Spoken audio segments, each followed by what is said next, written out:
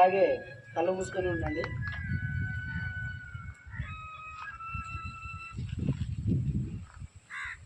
మీ మనసు ప్రశాంతంగా ఉన్నది. మీ మనసు ప్రశాంతంగా ఉన్నది.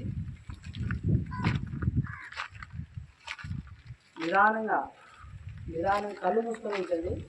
మీ చేతుల్ని పైకి తీసుకొని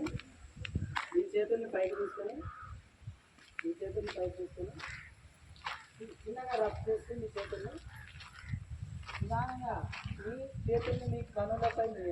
మీ కనులపై మూయండి.